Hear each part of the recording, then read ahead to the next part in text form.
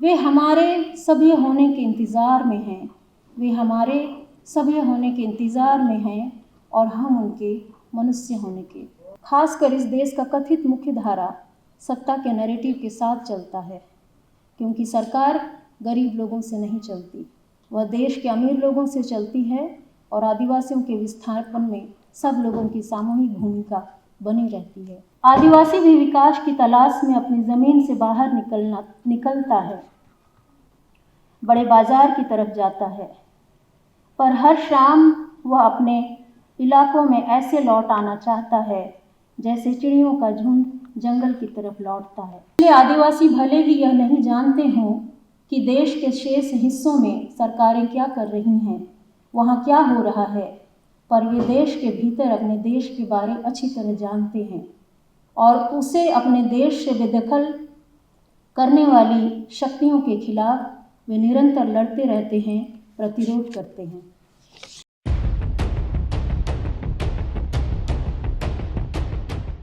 बहुत शुक्रिया अनुज जी। सबसे पहले आप सभी को प्रेमचंद जयंती की शुभकामनाएं और जोहार।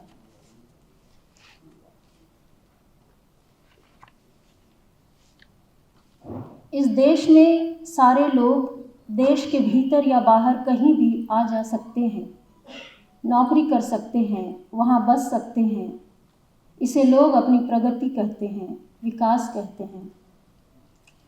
पर आदिवासी अपनी ज़मीन छोड़कर कहीं नहीं जाना चाहता, कहीं नहीं बसना चाहता, वह अपनी ज़मीन में रहना चाहता है।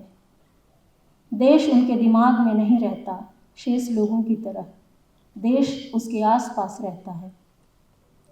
जब वह अपनी ज़मीन को छूता है तो उसे लगता है वह इस देश में है, जैसे उसके पुरखे और पुरखों के पुरखे इस देश की ज़मीन पर मौजूद रहे। उन्होंने जंगल झाड़ साफ कर ज़मीन को ज़मीन बनाया, गांव बसाया। उन्होंने देश के भीतर देश बनाया, उस देश में अपने लोगों को बसाया।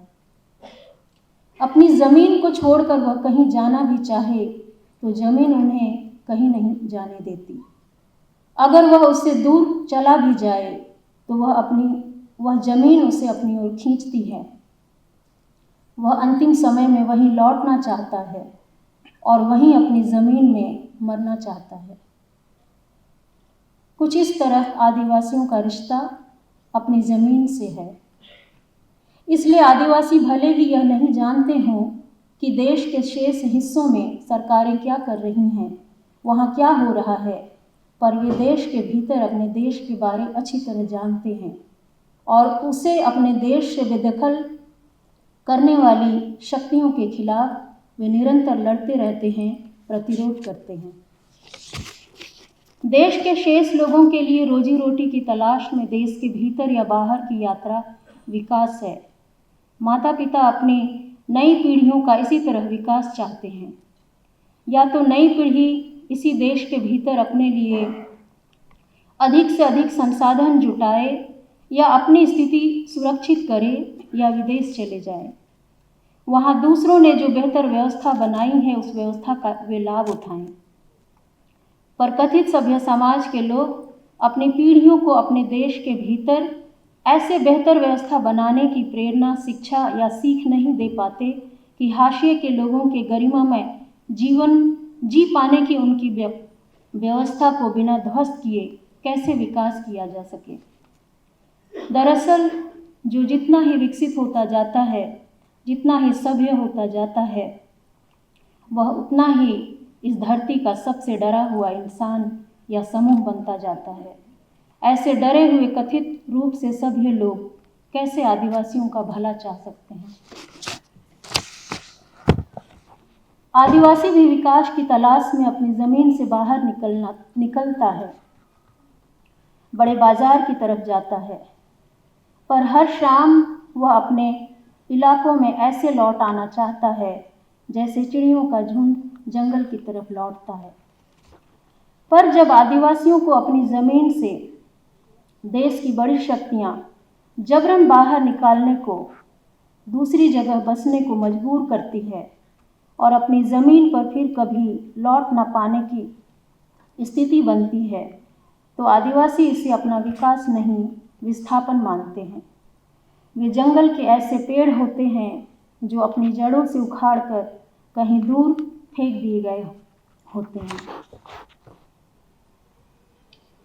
देश के शेष लोगों के पास यह प्रिविलेज होता है कि कोई भी उड़ता हुआ किसी दिन किसी आदिवासी गांव में, जंगल में, पहाड़ में पहुंच सकता है, हमारे घरों में घुस सकता है, हमारी ज़मीन पर बस सकता है, व्यवसाय कर सकता है, हमारी कहानी को बिना किसी क्रेडिट के अपना बता सकता है, हमारा ज्ञान, हमारा विजडम, हमारा संघर्ष सब कुछ उठा के ले जा सकता है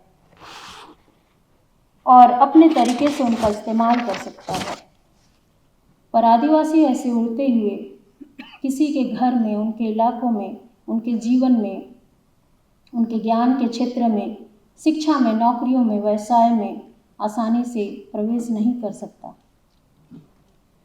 यहाँ तक कि जब वह इस देश के बाकी हिस्सों में आने जाने, दूसरों की भाषा जानने, नई चीज़ों से रूबरू होने के अपने अधिकार का प्रयोग करने की कोशिश करता है, तब शहर के लोग कहते हैं ये तो आदिवासी जैसा नहीं दिखता है। आदिवासी लोग तो जंगल में रहता है, पत्ता उत्ता पहनता है, बंदरों की भाषा बोलता है। ऐसी मानसिकता, ऐसी भाषा हम आज भी लोगों के बीच देखते हैं, सुनते हैं। दरअसल एक और कथित सभ्य समाज जबरन आदिवासियों को उनके इलाकों में धकेल कर रखना चाहता है। जंगलों पहाड़ों में वे बंधक बने रहें, वह यह चाहता है। उनके बाहर निकलने को कभी स्वीकार नहीं करना चाहता। इस स्वीकार नहीं किए जाने से आदिवासी घबराकर अपने इलाकों से बाहर निकलना नहीं चाहता। जब आदिवासी शहर में कोई व्यवसाय करना चाहता है तो शहर के व्यवसायी उन्हें व्यवसाय करने नहीं देना चाहते। जब वह उच्च शिक्षा में आगे बढ़ना चाहता है तो शैक्षिक संस्थानों में काबिज लोग उन्हें नीचे धकेलते हैं। इस तरह हम देखते हैं कि एक वर्ग देश में व्यवसाय पर अपना अधिकार बनाए रखता है, एक वर्ग शिक्षा पर पीढ़ी दर पीढ़ी एक अधिकार बनाए रखता है। अब इन दोनों को ही आदिवासियों की ज़मीन चाहिए, जंगल चाहिए, नदी चाहिए, पहाड़ चाहिए, उनके नीचे दबे खनिज चाहिए, ताकि वे अपना अंतहीन विकास करते रहें। इन्हीं के गठजोड़ से यह देश भी चल रहा है, जहां आदिवासियों का विस्थापन, दमन खत्म नहीं हो सकता है। ठीक ऐसे समय में जब कोई आदिवासी शहर की भाषाएं सीख जाता है, नया पहनावा पहन लेता है और शहर के किसी बड़े मंच पर आकर खड़ा हो जाता है, तब दर्शक एक दूसरे के कान में फुसफुसाते हुए कहते हैं, देखो यह आदिवासी कितना बदल गया है। कहाँ से आदिवासी दिख रहा है? विकास तो हो गया इनका, और कितना विकास चाहिए इनको। लोग उन्हें आदिवासी मानने से इनकार करते हैं, पर जब वह अपनी परिधान में शहर आ जाता है और फिर से अपनी परिधान में मंच में खड़ा हो जाता है, तब वे अपनी बात से पलटते हुए कहते हैं, हर जगह ऐसा कपड़ा पहन के ये आदिवासी क्यों चले आते हैं। इस तरह हम देखते हैं कि आदिवासियों पर लगातार एक मानसिक दबाव बना रहता है। वे क्या पहने, क्या खाएं, ऐसे दिखें, वैसे दिखें, कैसे दिखें। अपनी परिभाषा वे खुद गढ़ें या दूसरों की परिभाषाओं के हिसाब से खुद को फिट करते रहने के लिए जद्दोजहद करते रहें। वे बहुत असमंजस में हैं। इस पूरी प्रक्रिया में आदिवासी सिर्फ शाब्दिक हिंसा नहीं झेलते, वे आर्थिक रूप से, शैक्षणिक रूप से, सामाजिक रूप से निरंतर कमज़ोर रहें, बिखरे हुए रहें, टूटे हुए रहें और किसी न किसी के फॉलोअर बने रहें, इसकी पूरी कोशिश चलती रहती है। इधर आदिवासियों को विस्थापित करने का, ज़मीन खाली कराने का एक कारगर नैरेटिव सत्ता ने देश के लोगों को दिया है, और वह है नक्सलवाद खत्म करने के नाम पर आदिवासी इलाकों में सेना को उतारना, गांव को पुलिस छावनियों से पाट देना और उस सेना से लोगों पर हमले करवाना, उनकी हत्या करवाना, उन्हें अपने इलाके छोड़कर गांव से बाहर भागने, शहर में छिपने पर मजबूर करना।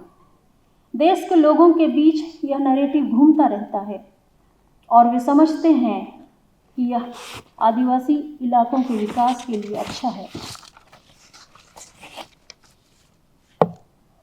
यह देश, खासकर इस देश का कथित मुख्य धारा सत्ता के नैरेटिव के साथ चलता है, क्योंकि सरकार गरीब लोगों से नहीं चलती, वह देश के अमीर लोगों से चलती है और आदिवासियों के विस्थापन में सब लोगों की सामूहिक भूमिका बनी रहती है।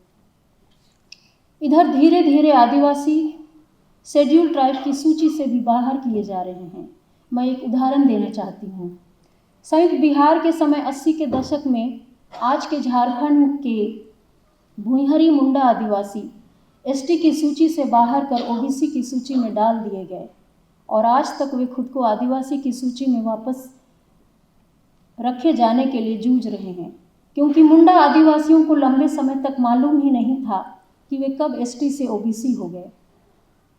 वे लंबे समय से यह समझते रहे कि वे अपने इलाकों में बसने वाले, खेत बनाने वाले पहले आदिवासी लोग हैं, पर कागज में उन्हें ओबीसी घोषित कर दिया गया है।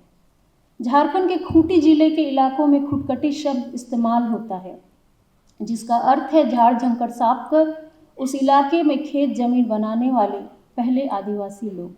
यह मुंडारी भाषा का शब्द है। झारखंड के दूसरे हिस्सों में मसलन गुमला जिला सहित अन्य 4 जिलों में भुइंहरी शब्द का इस्तेमाल होता है।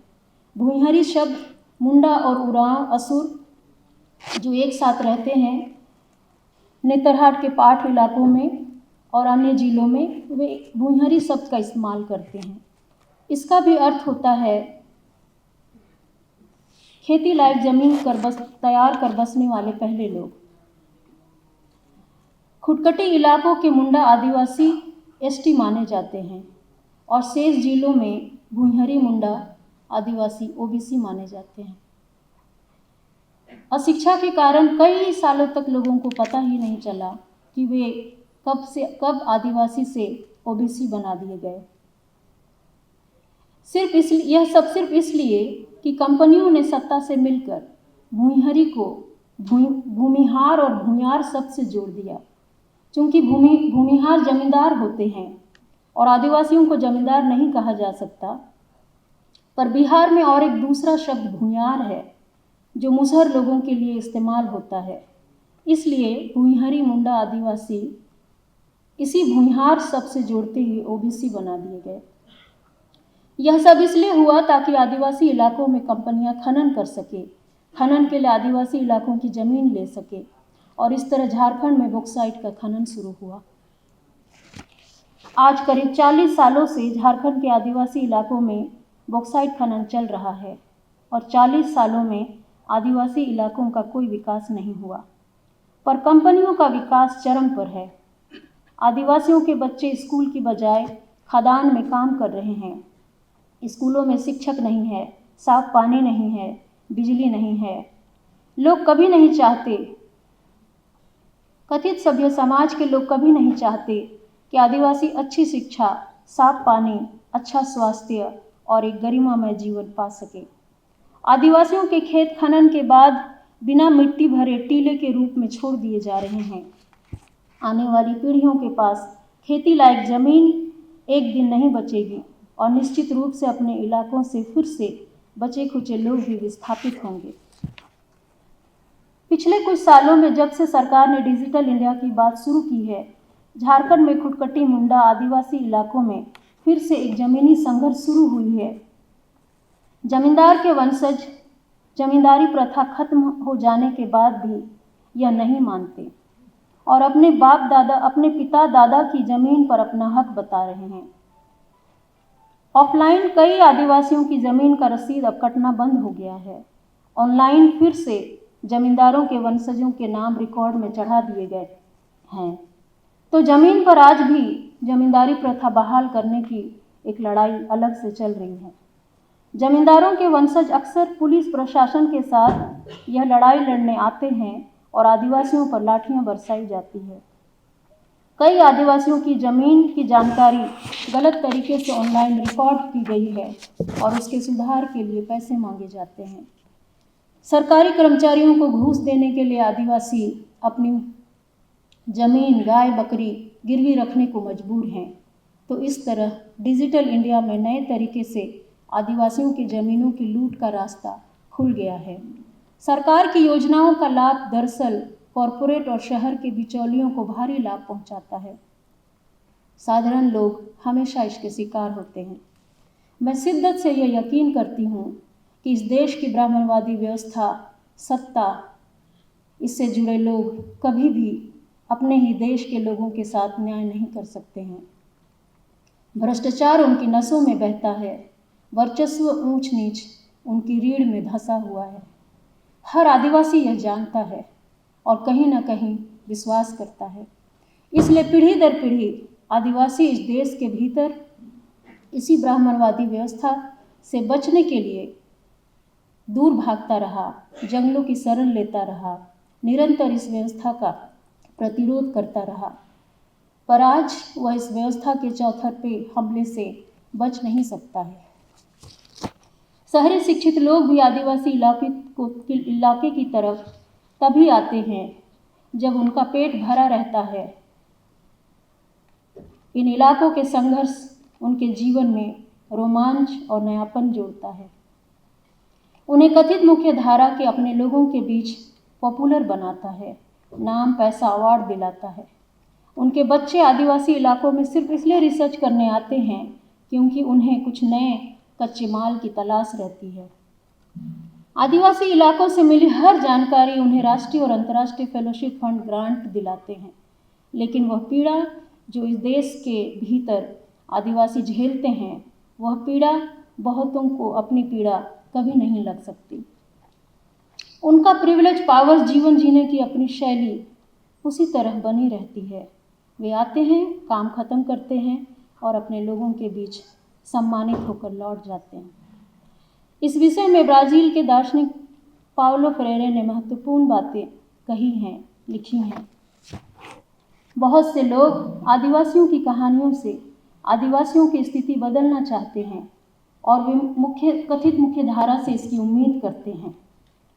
सभ्य समाज में आने वाले भविष्य के संकट के रास्ते तलाशते हैं। उनके भीतर थोड़ी सी संवेदना जगाना चाहते हैं ताकि वे लोग अपनी सरकार से कहें कि वह आदिवासियों पर थोड़ी रहम दिखाए, ताकि उनके जनसंहार का पाप इतिहास में दर्ज ना हो और बहुत से लोग इस ग्लानि से कुछ बचे रह सकें। दरअसल कथित सभ्य समाज बहुत शातिर होता है। इस तरह से देखें तो देश के NGO, कॉरपोरेट, सरकार, शिक्षित लोग, बुद्धिजीवी, सबको आदिवासियों की ज़मीन, ज़मीन के नीचे मिनरल, जंगल की कहानी, संघर्ष की कहानी, रिपोर्ट और अंत में उनका पूरा डेटा चाहिए। इसलिए एक आदिवासी युवा बुद्धिजीवी जो अब नहीं हैं, अभय खाखा ने लिखा था, I am not your data.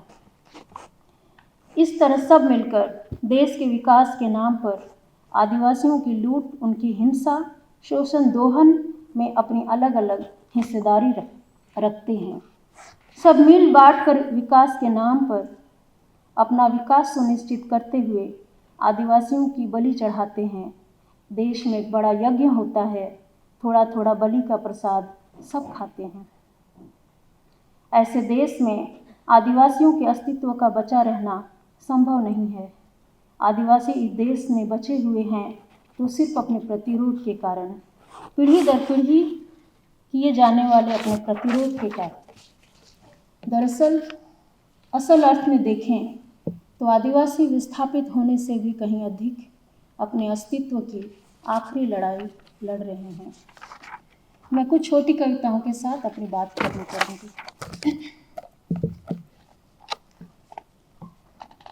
जड़ों की ज़मीन। वे पेड़ों को बर्दाश्त नहीं करते, वे पेड़ों को बर्दाश्त नहीं करते क्योंकि उनकी जड़ें ज़मीन मांगती हैं। जनहित में। मेरा पालतू कुत्ता सिर्फ इसलिए मारा गया क्योंकि खतरा देख वह भौंका था। मारने से पहले उन्होंने उसे घोषित किया पागल और मुझे नक्सल। जनहित में।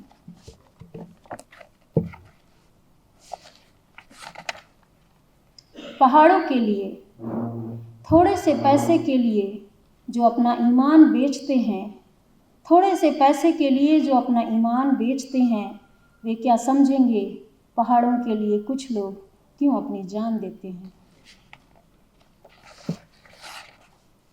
जहाँ कुछ नहीं पहुँचता, पहाड़ पर लोग पहाड़ का पानी पीते हैं, सरकार का पानी वहाँ तक नहीं पहुँचता। मातृभाषा में कोई स्कूल नहीं पहुँचता, अस्पताल में कोई डॉक्टर नहीं पहुँचता, बिजली नहीं पहुँचती, इंटरनेट नहीं पहुँचता, वहाँ कुछ भी नहीं पहुँचता। साहब, जहाँ कुछ भी नहीं पहुँचता, वहाँ धर्म और गाय के नाम पर आदमी की हत्या के लिए इतना जहर कैसे पहुँचता है। राष्ट्रवाद। जब मेरा पड़ोसी मेरे खून का प्यासा हो गया, मैं समझ गया राष्ट्रवाद आ गया। इंतज़ार।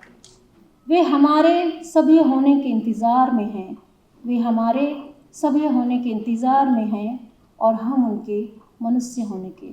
धन्यवाद। जोहार।